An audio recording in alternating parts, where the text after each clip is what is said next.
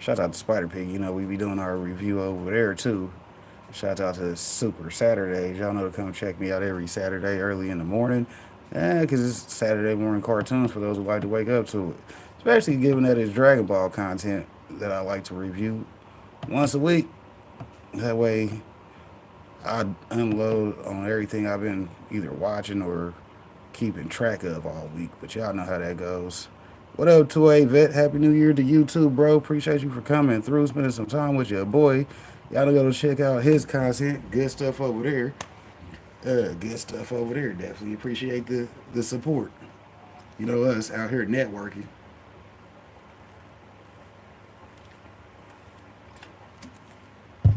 But anyways, we got some videos ready to go. While I get everything ready and set up for this Lego build. Yeah. See how many boxes there's gonna be. Bags, I should say.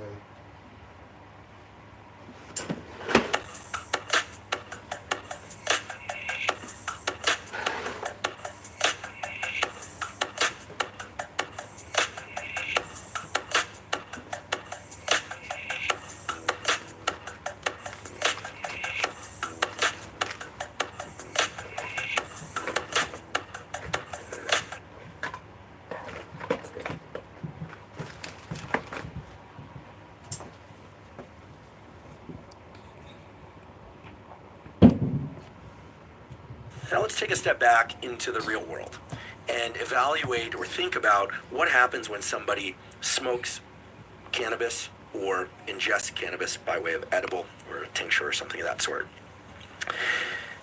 Cannabis is very Hi, Kelly. fast to Good to enter see the you. Happy bloodstream. New Year's. Hopefully, you're In having a fact, good within 30 year. seconds, it's going to enter the brain and permeate throughout the brain and body.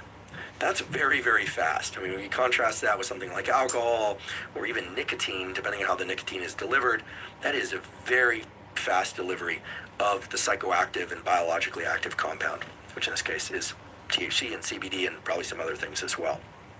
So within 30 seconds, it reaches the brain and bodily tissues, and within 30 to 60 minutes, it's going to reach its peak concentrations and have its peak biological effects. Those aren't always the same thing, but in the case of cannabis, again here I'm using cannabis as a kind of umbrella term for THC and CBD, the effects are going to peak at about 30 to 60 minutes after bringing those compounds into the body in some way or another.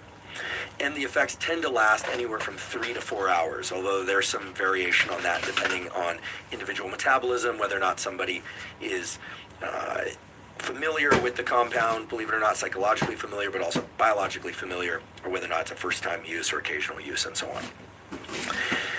THC and CBD and other components of cannabis are highly what we call lipophilic. That is, they have an affinity toward and they can actually pass through fatty tissues. Now, every cell in your body, but especially neurons, have a double layer of fat on their outside. And then, of course, when people hear fat, they always think, ooh, fat's bad, fat's whatever. You know, most of the world seems to want to lose fat or bodily fat. Here we're talking about the fatty membrane, the barrier around each tissue. In this case, we're talking particularly about neurons. And THC and CBD and the other components of cannabis are highly lipophilic, so they can get into essentially all cells just simply by flowing into them. They will also remain in those cells for a long time.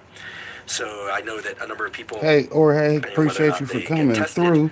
for work That's or what's for up. sport or otherwise for cannabis or CBD and THC, don't take this as a strict number, but typically if one ingests CBD or THC, smokes cannabis, ingests by orally, etc., doesn't matter. It's going to stay in that fatty tissue and can be detected for at least as long as 80 days after ingestion. And there's a whole industry as to, you know, how to accelerate the clearance, and it should just tell you that just losing bodily fat isn't going to eliminate it from your system, maybe partially in those fat cells, but certainly in intravisceral fat and other fatty tissue that's in and around the brain and body is going to harbor that THC molecule and the CBD molecule for quite a long while, at least 80 days.